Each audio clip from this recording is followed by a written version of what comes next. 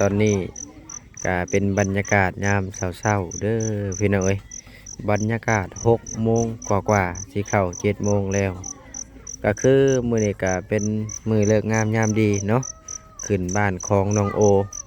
ตอนนี้ทั้งเพิ่นก็คือว่าโอ้เตรียมซอยสิ้นเนาะเอาคือว่าฮอดมื้อเลิกงามยามดีแล้วเดี๋ยวไปเบิ่งเพิ่นเฮ็ดหยังบาดนี่พี่น้องเอ้ย นี่คือบรรยากาศเตรียมก่อนจะขึ้นบ้านใหม่ของน้องโอก็จะมี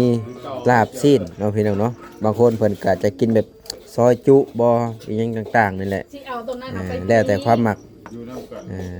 คือว่าตอนนี้กำลังเตรียมผักเตรียมจะลาบเนาะคือว่าเพิ่นช่วยกันพี่น้องเอ้ยพวกประเพณีบ้านเฮาหากันได้พี่น้องเอ้ย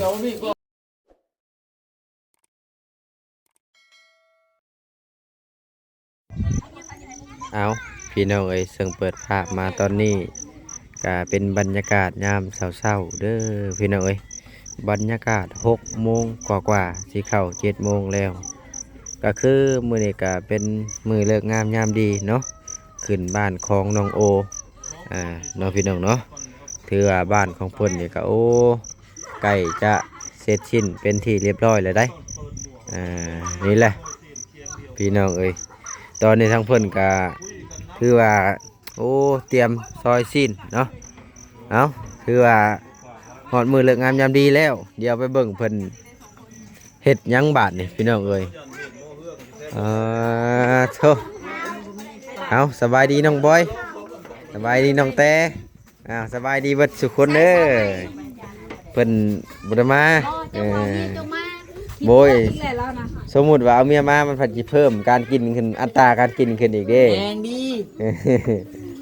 ถ้วยก็บ่มีเพิ่นล้างย่าแต่เฮาให้เมียเพิ่นล้างถ้วยซอยสิ้นทั้งพ่อจ้อยก็ได้เอาสบายดีพ่อจ้อยโอ้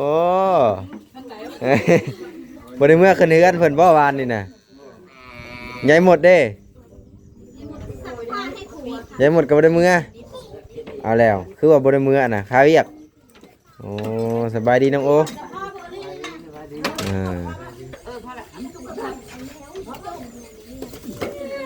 เอาถือว่าผลซอยชิ้น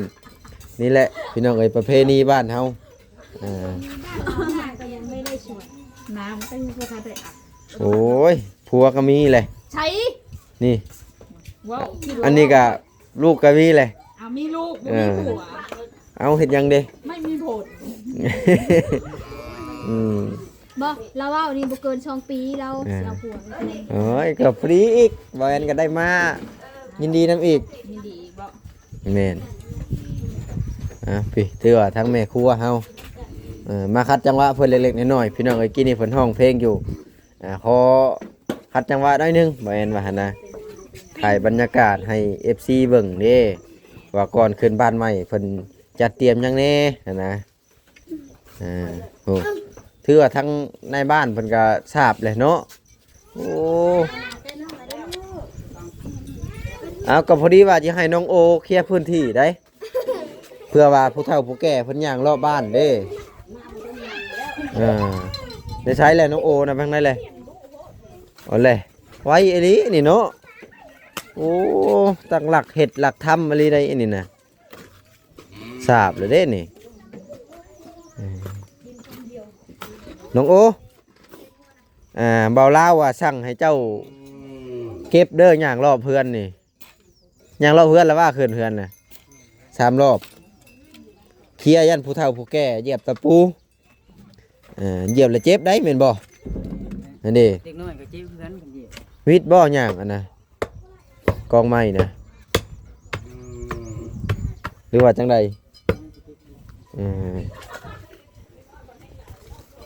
แม่นเคลียร์ให้มันทีเพียงนั่นแหละบางทีผู้เฒ่าผู้แก่เพิ่นโอ้ตำนี่เชิญเจ็บนี่ให้โอ้เฮาผู้มาขึ้นบ้านเฮานี่มันหน่อยมันบ่คักปานใดได้นี่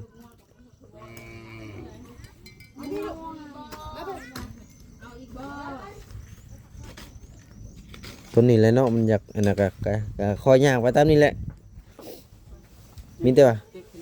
นี่เก็บอยู่บ่เอ้าเก็บซะ เพราะว่าที่แรกๆว่าสิบ่ได้ขึ้นนะเมื่อวานนี่แล้วที่นี่แม่หักน้องโอก็ว่าเอ้าเลิกงามยามดีมาฮอดแล้วเด้ก็ขึ้นอ่า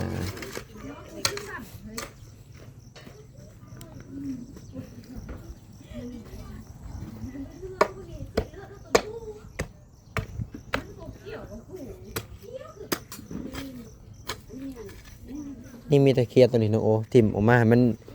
วิดอันนั้นนะให้เพิ่นย่างสิไกลๆนี่จักหน้อย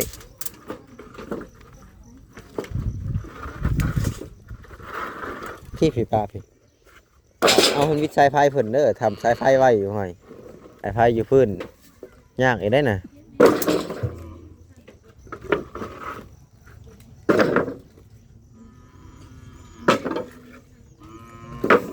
ลักตัวนี้ฟังสายไฟขึ้นโอ้นี่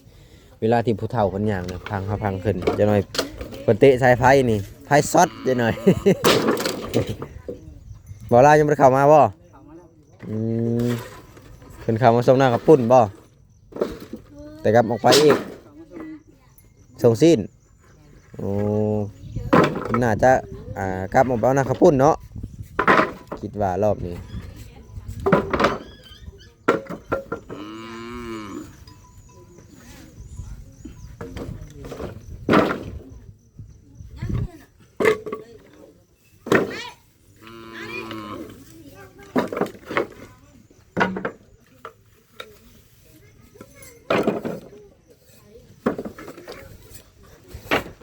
เล็กเอาไว้ให้น้องบอยเสียบหนวดกุ้งเสาเพิ่นก่อน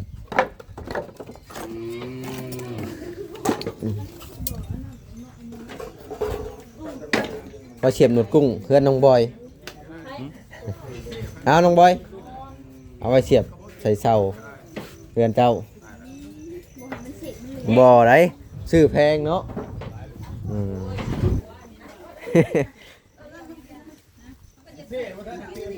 ฟังขึ้นซะสายไฟนี่แม่นฟังท่านก็ได้ยันผู้เฒ่าคนต่ำเป่าโคตรลายเติบบ่เป่าโคตรลายเติบบ่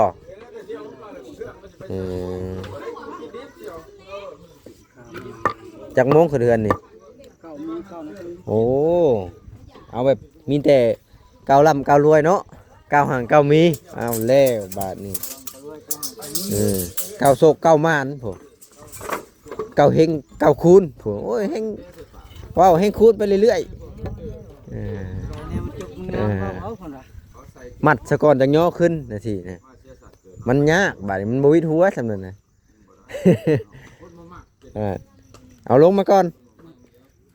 ชีนเข้ามาชีนมุ้งเลยโอเคเนาะชีนมุ้งเลยสูตายสูตายเด้อชีนกล้วยเนี่ยว่าเอาไปกินแล้วจะเอาไปซื้อกินเลยเพื่อนเขาตัวเจียวถือว่าหลังจากที่ขึ้นเฮือนนี่ลุยต่อเลยนี่เนาะสาบนี่คิดว่าได้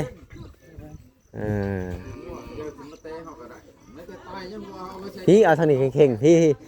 ทั้งนี้เขาย่างเป็นย่างทั้งหน้าพี่แมนโอ้บัชิก็ได้ดึงมาผูกบัชิก็ได้ย้ายมันชิไลโทรศัพท์จิโต๊กเลยนะดึงไปผูกก็ได้ให้เพิ่นดึงได้แหละให้เพิ่นดึงไปพ่นแบบนี้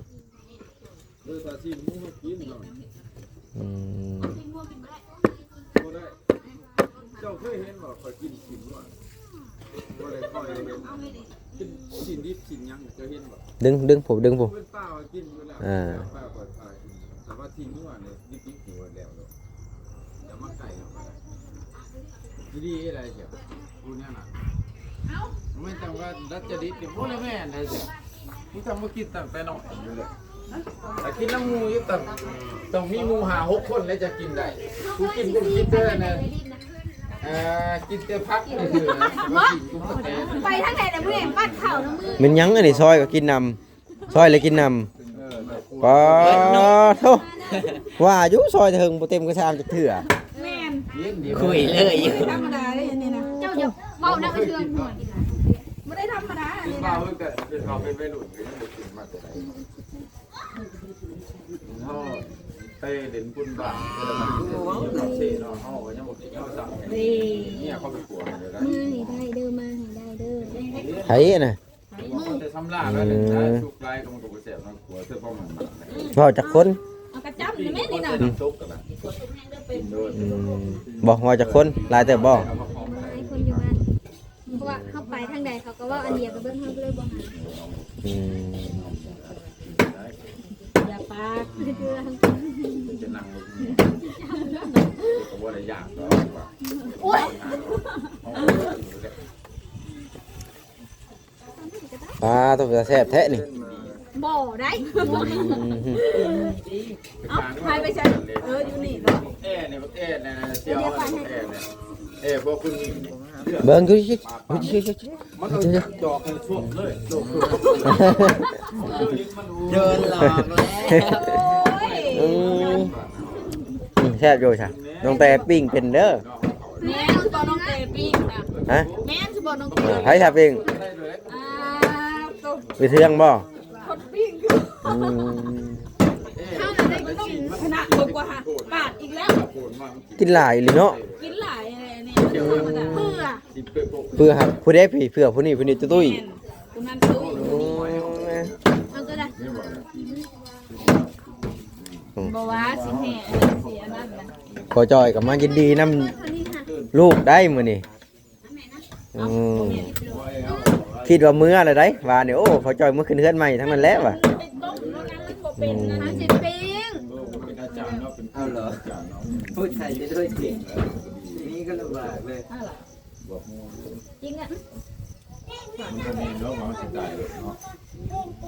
สิไปมันบ่ไปมันสิไปเลย ปิ้งเพื่อเขาเนี่ยคอยก็จักปั้นคือกัน เด็ก เอานิดหน่อย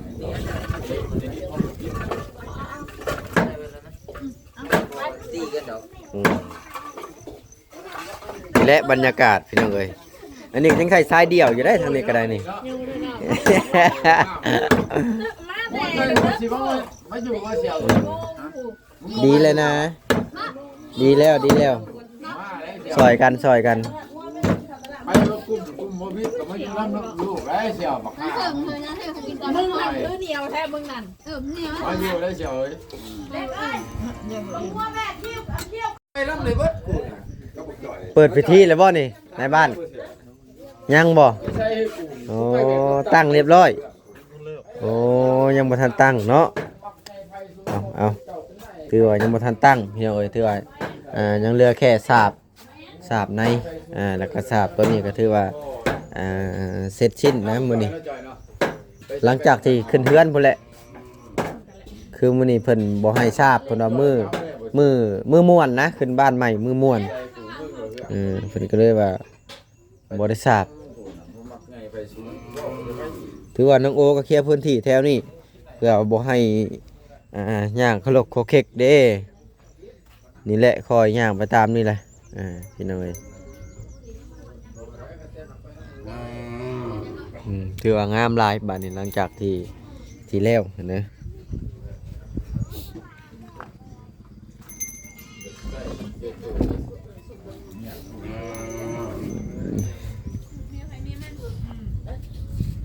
ฮัลโหล จ้าที่รักบอกว่า เปิดกันเลยก็มาแล้วนี่เรียกอันนั้นบ่ว่าเพิ่นก็นำอยู่เดี๋ยวเขา เอาแล้วสร้างเพิ่นบ่ได้มาบ่สร้างให้เรือนนี่บ่หนุ่มโอสร้างขึ้นเฮ็ดบ้านเด้คิดว่าลืมบอกเพิ่นไว้บ่ได้เด้อเนาะต้องบอกเบิดทุกคนได้ที่สำคัญก็คือสร้างนี่แหละเพิ่นมาซักยาให้หมอสูตรโอ้ลิ้นมุกนี่ก็บ่ได้เนาะ บ่ได้มีเหล้าได้นี่บ่มีเหล้าได้ บ่สิถ่ายกินปิ้ง ก็มีว่าเหล้าบ่ได้มีบ่มีไผบ่ได้มีเหล้าได้นี่ ฮัลโหล เรียก แล้ว เสียว บ่ได้มีเหล้าได้อยู่นี่นะแม่เอ้ย อย่ามาได้เซ็ตได้ อืม เซ็ตได้หัวมึงไหนมึงจะมา อันเด้ขนาดบ่ทันกินยังเมาเลย บ่มีเหล้า เจ้ย เหล้ามี มาโลด เซ็ตได้หัวมึงน่ะมึงอย่ามาเด้อ ถ่ายบรรยากาศพี่น้องบรรยากาศก่อนจะขึ้นบ้านใหม่พี่น้องเอ้ยกับเพิ่นก็จะว่าพื้นกันแบบนี้แหละ คลิปนี้บ่ต้องซีเรียส เอาพี่เอาพี่ ไม่ได้ถามเอาที่ตรวจที่อยู่ เอาแบ่งกัน เส้นนะ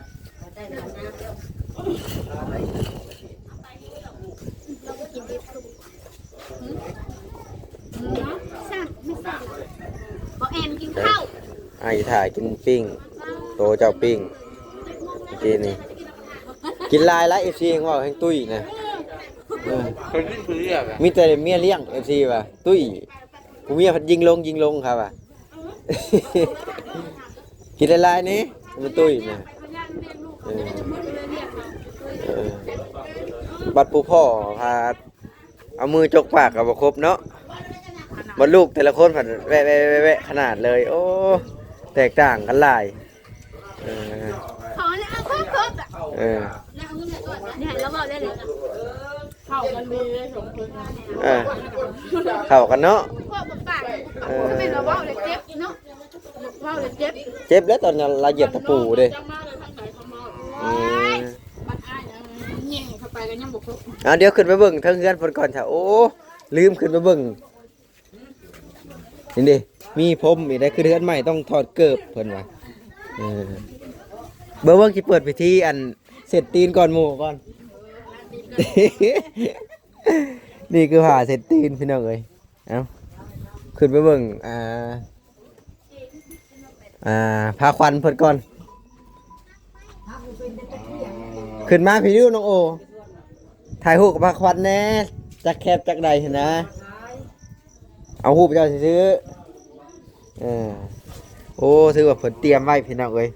มีผายผูกคอต่อแขนไก่โตเนาะโอ้มีน้ำหวานน้ำส้มนี่ละ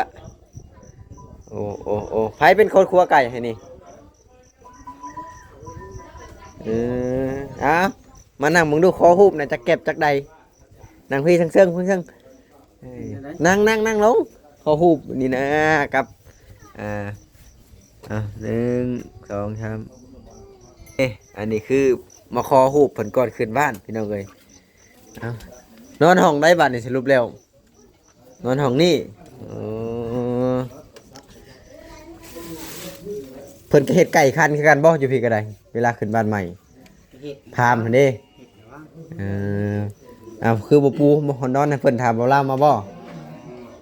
ไม่สับก็คือเขาบอกมัน แบบว่าปูเชิญ จงให้พามนอนบ่ พระมันคัน3 บาทมันขาย3 บาทเด้จักแลประเพณีอาจจะแตกต่างกันเด้ พามคนนี้กันนอนกับรู้ แต่ว่าบ้านบ่เอ็นน่ะพามเพิ่นนอนเด้แม่นบ่พามหมอสูตรเพิ่นธรรมดาเนาะเป็นประเพณีบางบ้านนะบางที่มันเรียบง่ายเนาะเพิ่นเอาแบบง่ายๆเอาธรรมดาไปเอาไม่เป็นไรกับค่ำกับคูณคือกันเจ้าไว้ผ่าของนี่ก็ใครหมอสูตรเพิ่นเบิ่งดูน่ะเอา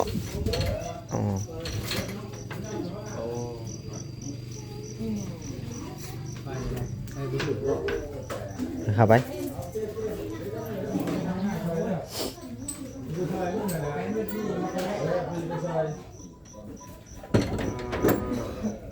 มันเป็นยังไงหมอสูตรมันบ่งามกับท่วงได้ตอนบ่ทันขึ้นนี่ถามเบิ่งร้อนก่อนมันมากกว่าเราถามอาจารย์ว่าตั้งนั่นนี่เพิ่นมาแหละรถทิพแล้วโบกินี่ให้ไปตัดหน้ารถเพิ่นน่ะ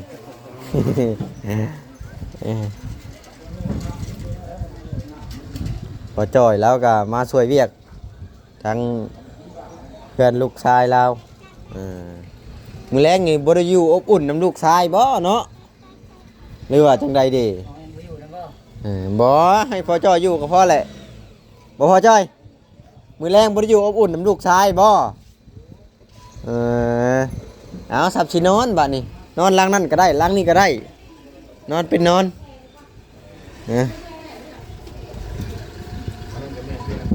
ของน้องแต่ตัวน่ะตัวนี้ของน้องโอ ตัวนี้ของเมตุแก้วตัวนี้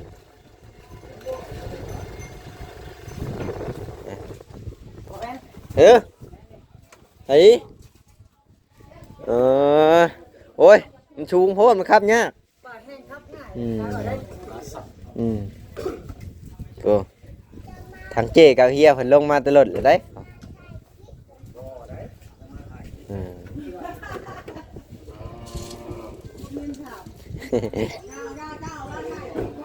ถามอีกเนาะหมอน้อยนี่มาถ่ายคลิปบ่แล้วอ่ะ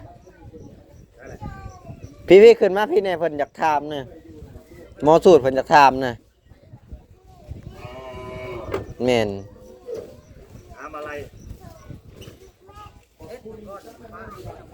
เดี๋ยวลงไปเบิ่งน้องโอก่อน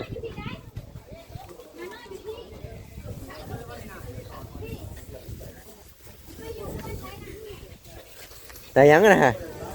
โอ้น้องพร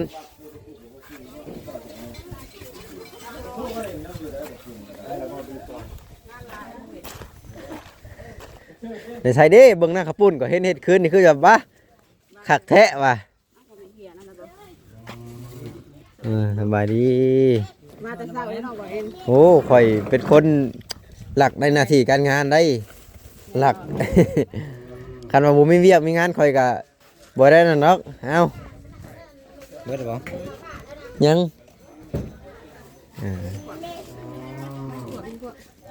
มันบ่มีอันนี้หมอ ยังตะแก๊สแล้วจะแก๊สยังนะเอ้า ให้ไปช่วยหนัก เอ้ยบ่ต้องสวย บ่ได้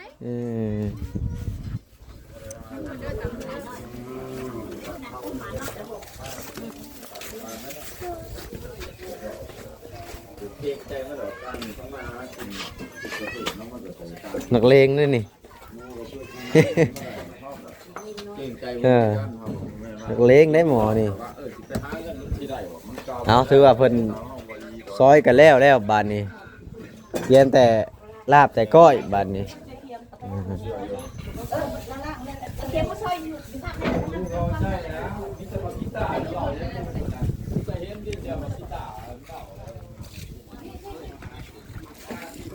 งามบ่พอใจยังบ่ได้เห็นบ่นี่โอ้เท่าสามชินอนเนาะบัดนี้เนาะ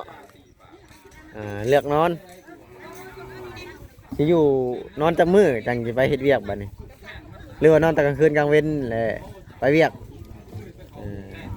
อบอุ่นลูกก่อนเนาะ3 มื้อเนาะพี่น้องเนาะ3 มื้อก็ไปอีกคิดว่ากลับมื้ออะไรคือว่าโอ้โดนเติบพอจ่อยมื้อแล้วบ่ว่ะฉีดหญ้าเพิ่นให้เป็นไร่บ่หรือให้เป็นเท่าใดไร่เท่าไรน่ะสมมุติว่าซ้ำนี้จักไร่ตกจักไร่ได้บ่2 ไร่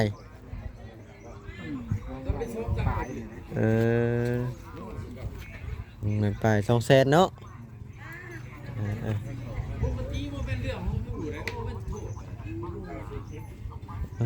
นี่แหละพี่น้องเอ้ยผู้คนก็เริ่มหลั่งไหลมาเรื่อยๆ